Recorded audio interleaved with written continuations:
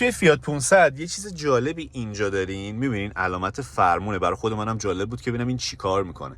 این رو که بزنین اینجا مینویسه براتون سیتی. معنیش چیه؟ معنیش اینه اصلا انگار دیگه فرمون به هیچ جا وصل نیست، رو هواه خیلی نرم میشه.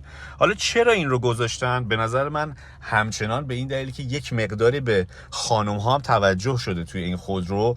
شما مثلا دارین پارک میکنید، میخواید یه جا پارک بکنید، اینو میزنین، فرمونتون که همینطوری هم کمک برقی داره 2 چندان نرمتر میشه و شما میتونید کارتون رو بکنید، خودروتون رو به راحتی پارک بکنین و نگران این حد از نرمی فرمون هم اصلا نباید باشین تو حرکت، چون بلافاصله که ماشینتون حرکت بکنه مثلا به حدود چه میدونم 10 کیلومتر 20 کیلومتر که برسین، این خودش به صورت پیش‌فرض یعنی برمیگرده رو حالت پیش‌فرض و سیفتی فرمونتون همین جوری میشه که عین یک فرمون برقی معمولیه. و ای کاش تارای منم به همین نرمی بود.